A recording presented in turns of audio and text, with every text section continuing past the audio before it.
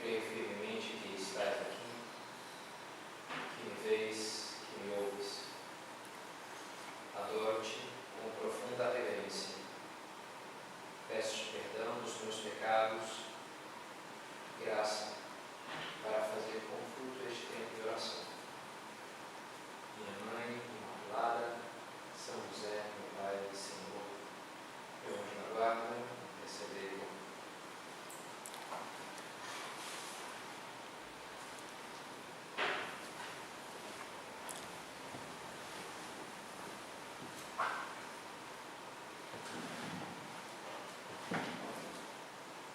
Escutava um rapaz falando comigo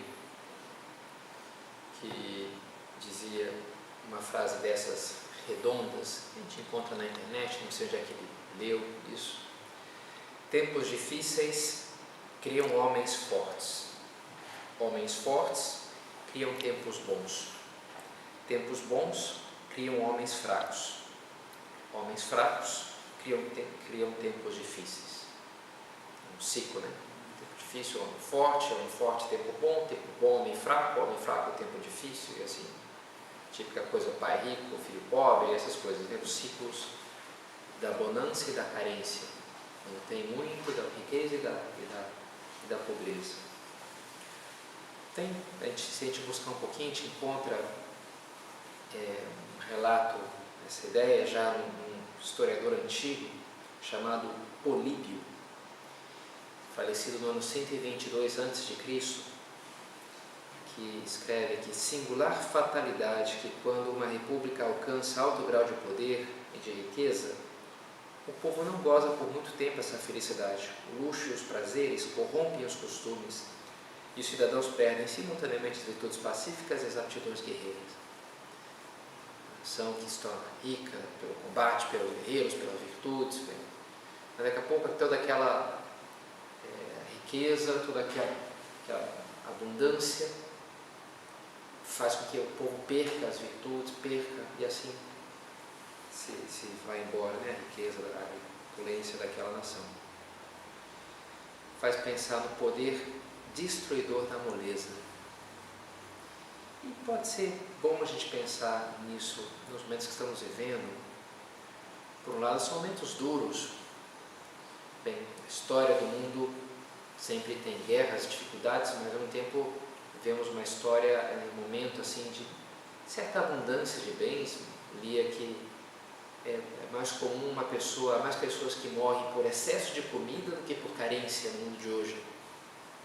Não é que haja assim uma grande falta de alimentos, claro, depende do lugar, do mundo, da pessoa.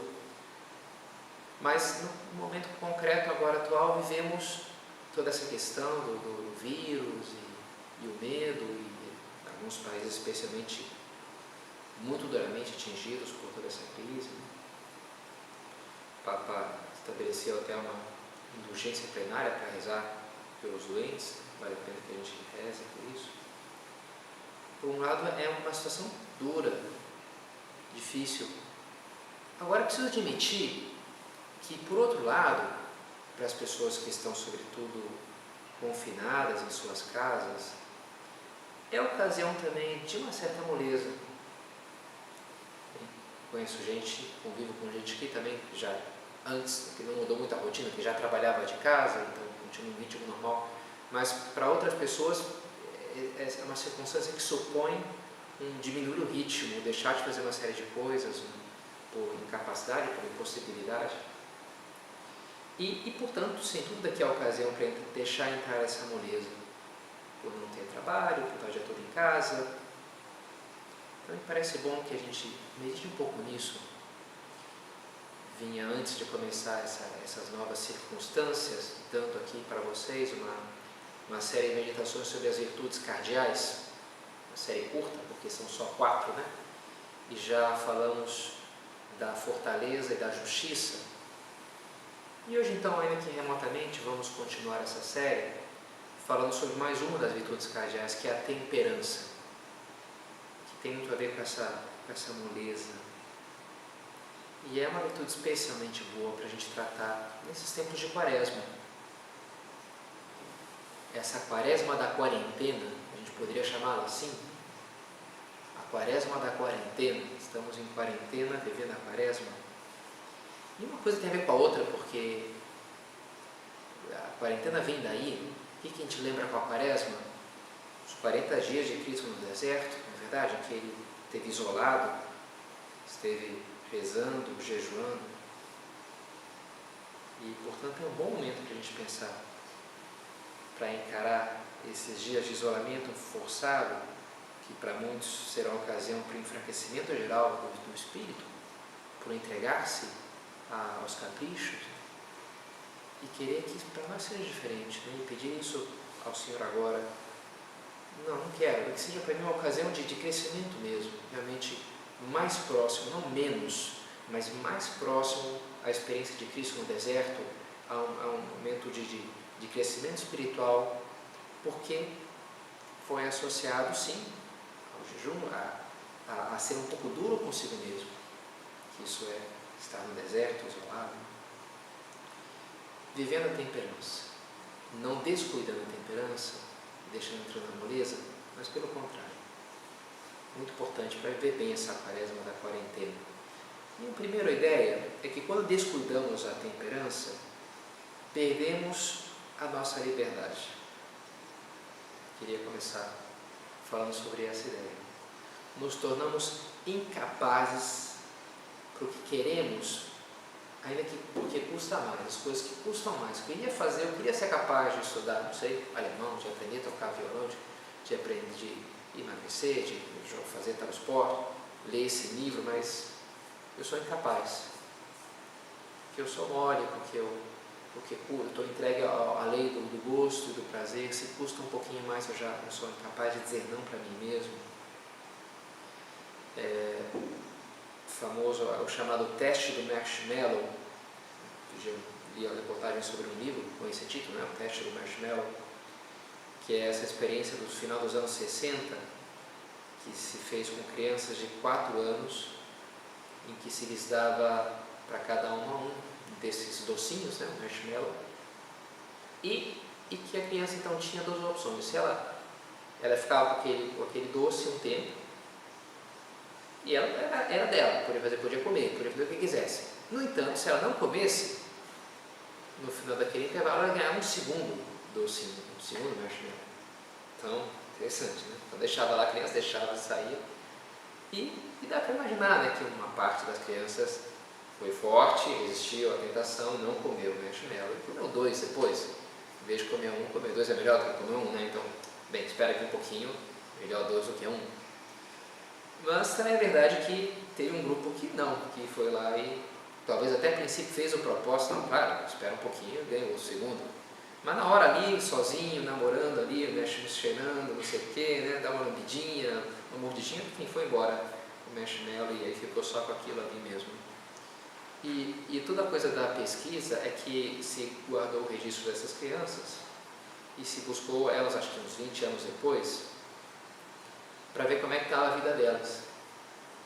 E acho que a gente dá para imaginar que o grupo resistente, que soube dizer não para o marshmallow ali durante um tempo, estava muito melhor do que o outro, tinha uma vida muito mais estável, em termos afetivos, profissionais, de saúde, porque eram pessoas que tinham uma inclinação maior, pelos motivos que forem, para uma capacidade maior de dizer não para si mesmo. E quando nos falta isso, a vida pode se complicar muito. A vida pode terminar por configurar-se em função dessa nossa incapacidade, dessa nossa fraqueza. E que leva a dependências tristes, que trazem frustrações, que fazem com que a minha vida seja pior em vários sentidos, e a vida das pessoas à minha volta. Então é interessante pensar isso, né? Como a falta da virtude da temperança implica isso, em tantas coisas ruins, em uma vida pior. E buscar essa virtude implica essa luta contra essas dependências, contra esses condicionalismos. Por vezes poderia parecer, férias, que bom, né? Um tempo não tem que trabalhar, ter dinheiro, não ter chefe. Isso é liberdade. Mas na verdade não. A liberdade é uma forma de liberdade? Bem, sim, mas é uma forma muito superficial. A liberdade mais profunda é a liberdade interior. É a de não trocar as grandes metas da nossa vida por caprichos momentâneos, por prazeres passageiros. E libertar-se dessas dependências, seja de coisas ruins ou mesmo de coisas boas, que se converteriam em ruins para mim, pela minha escravidão, é fundamental, é muito importante para que eu tenha uma vida feliz. São Paulo escreve aos Coríntios: tudo me é lícito, mas nem tudo me convém. Tudo me é lícito, mas não me deixarei dominar por nada. Não me deixarei escravizar por nada. Interessante. Não quero ser escravo. Eu acompanho umas quantas pessoas em direção espiritual e é interessante ver quando a pessoa se propõe uma mortificação de quaresma, né, nesse tempo. Muitas pessoas fazem isso: vou me privar de tal coisa, de tomar refrigerante até Páscoa, de comer chocolate, de comer doce em geral, eu vou dormir, levantar na hora, eu vou tomar banho frio, as pessoas se propõem diferentes. E muitas vezes, no começo desse propósito, a pessoa pode ficar com uma certa raiva de si mesma, quando ela se vê privada daquele prazer que ela está acostumada. E ela pode, porque ela tem um sentimento de perda. Agora que é a hora de eu tomar aquele banho quentinho, de eu comer esse coisinha docinha, de eu poder, é tão gostoso. E não pode. Porque eu fiz essa droga desse propósito de quaresma, por que eu fui? Um padre amigo meu contava lá na sua paróquia, aqui em Morro Horta, no Padre César, né? E aí estava dando a palestra, preparando a quaresma, né? Que as crianças lá da catequese, falando, né, como a gente pode se privar de alguma coisa, assim, um propósito. Por exemplo, o que a gente pode... eu falo uma coisa, tu falou outro exemplo, tomar menos refrigerante, estudar mais, arrumar as próprias coisas. E uma criancinha falou: não comer chocolate. Aí do lado deu um cutucão: cala essa boca. Falou assim: cala essa boca, né? Que não comer chocolate, para com isso, né? E a gente é um pouco essa criança, né? Por que eu fui fazer esse propósito de não me privar disso? Mas é interessante, conforme se a pessoa persevera no propósito, passa o tempo e aquilo que a princípio parecia que era aquele custava, que lhe arrancava, né, um braço, não vou poder, né, fazer aquilo, assistir um videozinho no YouTube ou jogar o joguinho, que é tão gostoso, parece que é um sofrimento terrível, né, uma coisa assim insuportável. Se a pessoa persevera no esforço de crescer em autodomínio, pouco a pouco ela vai experimentando aquela liberdade. Interessante, né? Porque quando ela vai adquirindo a virtude, e a virtude é essa liberdade, viver com alegria as coisas. A virtude não é tanto a boa ação, são coisas diferentes, né? A virtude é a facilidade em realizar a boa ação, a facilidade de agir bem. É uma certa configuração do meu mundo interior, da minha maneira como eu interpreto a realidade e respondo emocionalmente a essa realidade, que me inclina naturalmente àquela ação que é mais razoável, nobre, bela e boa. Isso é a virtude. Então a gente pode agir bem, mesmo sem ter a virtude, que é, como eu falava, o começo lá do propósito, que me custa especialmente, eu sinto que estou fazendo mal a mim mesmo, que eu estou sendo infeliz quando eu abro mão daquele vício, daquele prazer. Porque eu não tenho a virtude ainda. Mas na medida que eu persevero na boa ação, aquilo se torna algo conatural, e eu vejo como muito melhor isso daqui, né? E eu me sinto livre e por cima da situação, e sinto um prazer, uma alegria, inclusive, da liberdade. Né? Tá bom? Querer almejar, conquistar essa liberdade. A liberdade é algo que se conquista, e que a gente tem que estar vigiando para preservar essa liberdade. Nos diz o nosso Senhor: cuidado para que os vossos corações não se tornem pesados por causa dos excessos da embriaguez, das preocupações da vida, do comer demais. É que eu preciso desse chocolatinho, de dormir aqui gostosinho, dessa bebida, de olhar essas fotos aqui dessas mulheres, de ir naquela churrascaria, de um celular novo. Eu não preciso, não. Mas acho que não precisa, o ser humano precisa de muito pouca coisa. Na verdade, sei lá, um pouco de pão, água, alguma coisa assim, né? Um pouco de sono de vez em quando. Precisar mesmo precisa de muito pouca coisa. E é ruim quando a gente deixa que essas necessidades vão grudando no nosso coração. E aquilo vai ficando pesado, né? É gráfica a imagem do Evangelho. Né? O coração vai ficando pesado, porque carrega uma mochila e outra, e um bando de coisa ali que não precisava. Né? Querer ser livres. Meu pai gosta dessas músicas, desse estilo musical, negro spiritual, músicas dos negros norte-americanos no movimento pelos direitos civis, pela liberdade, algumas compostas quando eram escravos ainda. E uma delas, que eu acho interessante, chama-se Oh Freedom, Oh Liberdade. E o refrão diz assim: antes de eu voltar a ser um escravo, eu estarei morto e enterrado, e terei ido para o meu Senhor e serei livre. And before I'll be a slave, I'll be buried in my grave, and go home to my Lord and be free. Serei livre. Interessante, né? O escravo que tomou uma decisão de não vou obedecer mais. Ah, mas eu vou te dar chicotadas, eu vou, bem, pode me matar, não interessa, né? Eu não serei mais escravo. Quando a pessoa toma essa decisão, acaba a escravidão. Porque o capataz, o dono, o que ele vai fazer? Vai chicotar ali até a morte? Não faz sentido, né? Não faz sentido, não vai ganhar nada com aquilo. A liberdade está na minha decisão. De dizer, chega, não quero mais ser escravo desse costume que eu tenho, que eu não gosto, que eu não quero, que me faz mal, que eu sei que é perda de tempo, ou de dinheiro, do que for, né? Ou de foco. Chega, eu quero ser livre. Eu quero ser livre. E vou dizer não. É uma coisa de uma certa violência contra nós mesmos. Muito saudável. São os violentos que arrebatam vindo do céu, né? Essa violência de dizer não para essa criancinha mimada. Ah, eu queria isso, um docinho. Não tem história, fora. Não é a hora, não faz sentido, tu não precisa disso, não vai te fazer bem.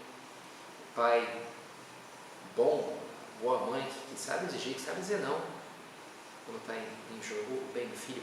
Nós temos que ser, de uma maneira, esses pais de nós mesmos. E ser um pouco duros quando for necessário. Essa é a primeira ideia. Depois, outras palavras de São Paulo aos Coríntios: Homo animalis non percipit ea quae sunt spiritus Dei. A gente poderia traduzir: o homem animal não é capaz de perceber as coisas que são de Deus. É uma segunda ideia que eu queria comentar.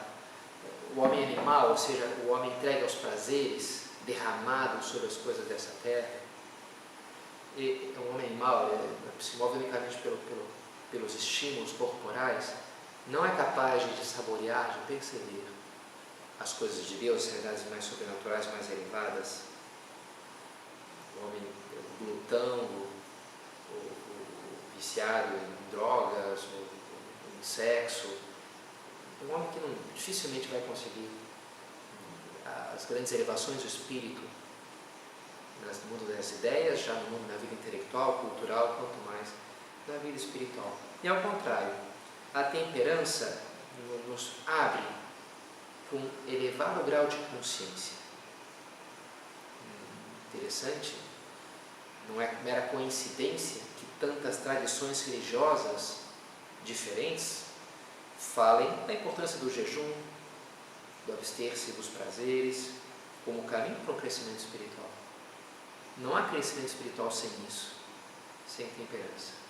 Escreve São José Maria em Caminho: habitualmente comes mais do que precisas, e essa fartura, que muitas vezes te produz lassidão e incomodidade física, torna-te incapaz de saborear os bens sobrenaturais e entorpece o teu entendimento. Interessante, né? Incapaz de saborear os bens sobrenaturais e entorpece o entendimento. Uma expressão típica de alguns autores, técnica, chama-se a hebetudo mentis. Essa rudeza de coração, rudeza de espírito, que faz com que o homem só seja sensível para os bens materiais e lhe faça progressivamente inepto para a vida intelectual e espiritual. Essa hebetudo mentis, amém? Obnubilada, fechada, a mente, né? Fechada nas coisas materiais. E é algo muito lógico. Depois de um churrasco, é difícil, sei lá, estudar filosofia, a gente poderia pensar, né? E tudo bem que seja assim, depois de um churrasco aqui de vez em quando. Agora, o problema é se a minha vida inteira é um pós-churrasco, não é verdade? Se eu estou sempre atrás do próximo prazer, se eu estou sempre pendente da comida e do tal, do sexo e do dormir e do conforto. Um tio meu, já falecido, uma vez me mostrou um aquário que ele tinha, muito bem cuidado, e que tinha uma rã de aquário bonitinha assim. E era legal ver ela nadando, né? Só que a rã é anfíbio, ele precisa, depois de um tempo, ela sempre tem que subir para a superfície para respirar. Não é como um peixe que está sempre debaixo da água, precisa. Então, pode viver na água? Pode, mas não vai viver muito profundamente, né? Uma rã não dá para ir muito fundo. E é um pouco assim, é uma imagem da pessoa muito pendente dos prazeres, pouco temperada, está sempre que está voltando para nesse Cartas do Diabo ao seu sobrinho, esse livro do Lewis, Screwtape Letters, muito interessante, muito inteligente. Tem uma passagem, é um demônio imaginado pelo Lewis, dando conselhos ao aprendiz, que é um outro demôniozinho que está sendo treinado na arte de tentar os homens, de conduzi-los para a perdição. Um pouco esse é o contexto do livro, né? Então, dando dicas, como levar os homens para que eles se percam. E ele conta um caso do Screwtape, acho que é o nome do diabão lá, profissional, né? Já veterano de guerra. E ele está falando de um cliente seu, que é um homem que ele se encarregou para tentá-lo. Certa vez tive um paciente, um ateu convicto, perfeito, né? Que tinha o hábito de ler no Museu Britânico. Certo dia, enquanto lia, vi que somente um pensamento tentava levá-lo para o caminho errado. Ele começou a ler, sei lá, Estação Santo Agostinho, alguma coisa assim, que nem se Deus existia, alguma boa dúvida, né? Começou a levá-lo para o caminho errado. O inimigo, Deus, né? O inimigo, é claro, estava ao seu lado neste momento. Em piscar de olhos, vi todo o trabalho que me tomou 20 anos começar a ruir. Se tivesse perdido a cabeça e tentado ganhar pela argumentação, talvez tivesse sido derrotado. Mas não fui tão estúpido. Erro de principiante, começar a rebater aquelas ideias com outras ideias. Não é por aí. Imediatamente ataquei a parte do homem que melhor controlava. Sugeri que já estava na hora de almoçar. Tudo bem, assunto importante, isso aqui é importante, pensar na hora do almoço, depois a gente pensa nisso. E já distraiu aquele paciente, aquele cliente, aquele pobre homem, a partir da comida, outras coisas, e nunca mais voltou para aquelas ideias, e assim dizia, né, o diabão lá feliz que conseguiu conduzir aquele homem. Então, interessante, né, que a gente tem isso presente. Com que frequência no dia eu estou pensando nas coisas que me dão um prazer mais imediato? Ou pelo contrário, quanto eu sei calar um pouco essas vozes dentro de mim, dizer não ao meu corpo, mantê-lo sob controle.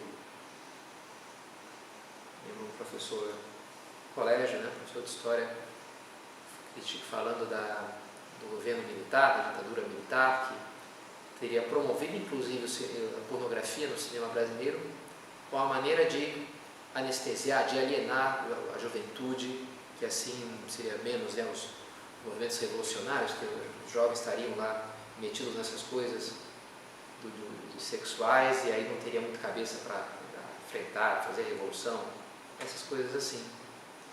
Não sei se é verdade, mas um rapaz também que falava comigo, em outra quaresma, por contraste, ele fez o propósito de diminuir o uso do Facebook e me comentava, padre, me dei conta como o Facebook me faz mais burro, porque agora que eu parei de acesso bem menos, eu pego lá de manhã e leio, e eu entro muito mais no livro, e eu entendo, me vem muito mais ideias. Interessante, né? A experiência desse rapaz, da dispersão das redes sociais, um pouco essa coisa das preocupações da vida, que faz o coração pesado, de essa dispersão, que me deixa incapaz de foco. Então, se eu sou capaz de dizer não para a curiosidade, dizer não para ficar o tempo inteiro ali, eu consigo muito mais coisas. A gente pensa, como é que eu estou vivendo essa quaresma da quarentena, me exigindo, crescendo, ganhando liberdade, me abrindo para a realidade mais espiritual, mais profunda da vida? Achei interessante o psicólogo americano que escreveu esse livro sobre a experiência do marshmallow, que a gente falava, e ele dava uma espécie de solução, estratégia para lidar com essa tendência nossa. Às vezes se fala do sistema limbic, né, que é um pouco das coisas mais impulsiva, mas como lidar com isso, não deixar que isso seja uma força que estrague a nossa vida e muitas coisas, né? Todas as décadas dedicadas ao tema me mostraram que uma das melhores formas de estimular a parte fria do cérebro, me parece que é o chamado córtex pré-frontal, essa parte mais racional, que ele chama aqui de parte fria, a melhor maneira de estimular isso é criar estratégias mentais com um plano que classifico de se então. Nas linguagens de programação, if then else, é um comando tipo, né? If then else, se isso então, se então. De forma geral é assim, sempre que a situação X surgir, entrarei com a resposta objetiva Y. Se X, então Y. Planos de implementação bem ensaiados têm grande capacidade de estimular o sistema frio do cérebro e neutralizar nossos impulsos. Quanto mais ensaiarmos e praticarmos, mais os planos se tornarão automáticos e ao mesmo tempo menos penosos. Interessante, né? Para tornar mais automático é o que a gente falava de conquistar a virtude. E como conquistar a virtude? O que daria para traduzir em termos aqui de uma linguagem mais da teologia espiritual, da pregação? Fazer propósitos. Justamente, né? Um propósito que a gente falava, né? Parece sempre que vou jantar lá, quando me oferecerem para repetir o pedaço do bolo, eu vou dizer não. Eu já mentalizo aquilo. Na hora eu posso acabar dizendo sim, é verdade. Mas já mentalizar isso, já fazer o propósito, me arma e fortalece para dizer não. Então amanhã vai tocar o despertador, vai me dar vontade de ir, mas eu vou se levantar da cama na hora. Eu vou, o propósito lá de fazer os exercícios, eu vou oferecer para Deus, eu vou para tomar aquele banho frio, eu sei que vai me custar, mas aí eu vou oferecer para Deus por tal intenção, por tal pessoa, e aí eu vou tomar, eu vou fazer isso, Interessante, né? Propósitos. Bom, na quaresma, fazer esses propósitos que a gente falava, né?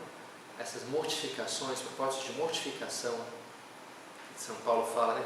Se eu não der morte à carne, quem não dá morte, não combate as obras da carne, não pode ter vida do Espírito.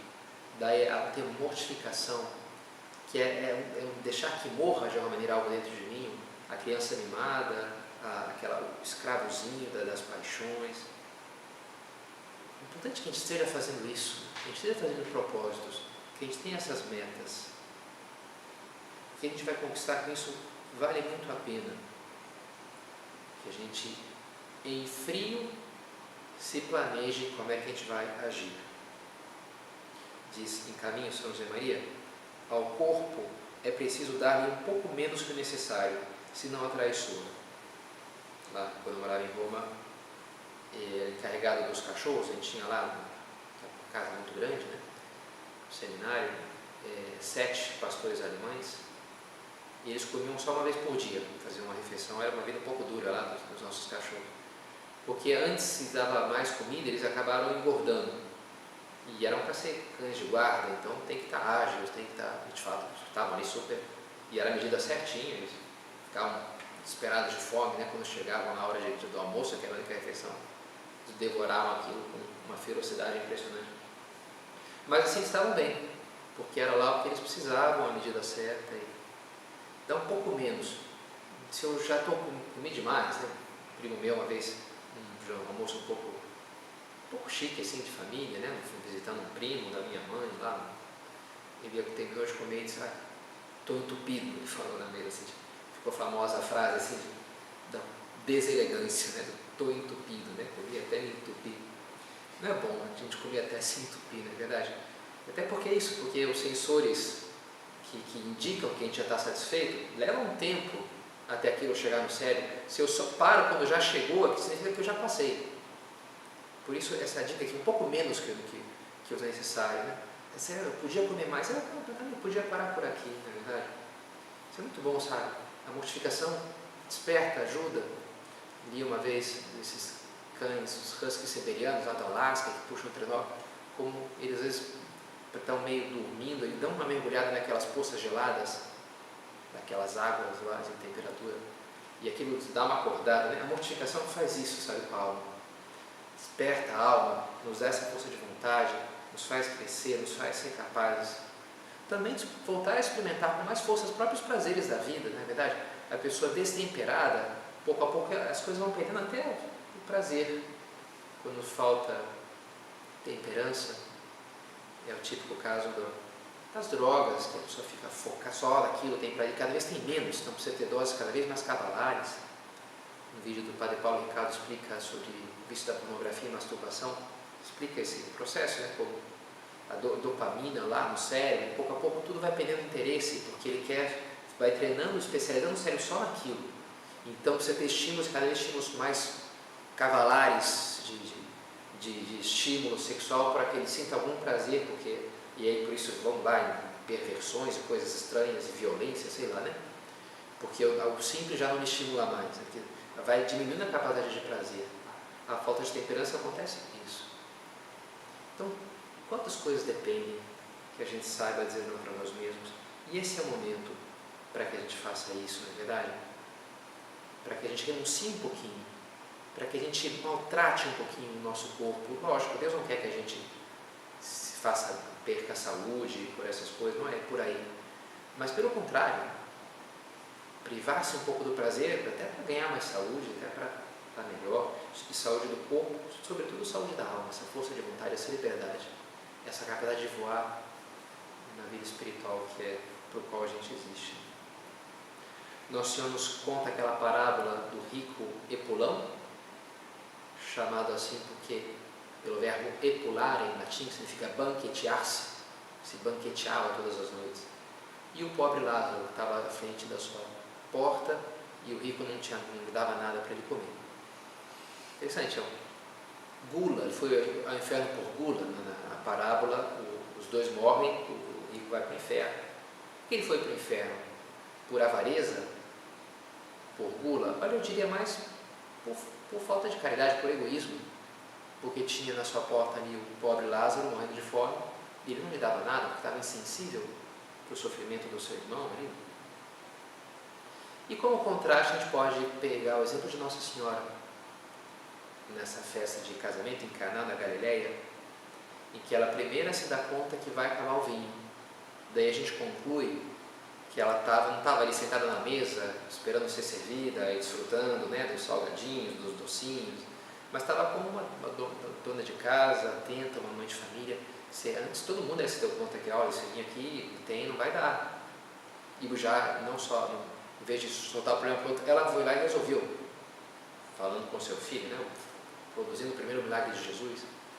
Foi interessante, né? Criar o vinho, mais uma amostra de que não há o prazer não é pecado, não é uma coisa ruim, é boa, mas ao mesmo tempo no contexto da caridade, quando não nos fecha no nosso egoísmo, mas quando nos abre para o outro, que é o exemplo que a gente vê na Santíssima Virgem.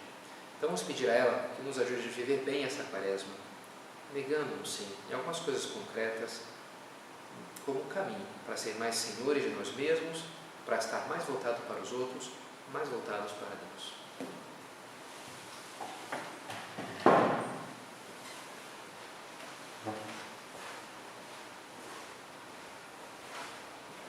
Dou-te graças, meu Deus, pelos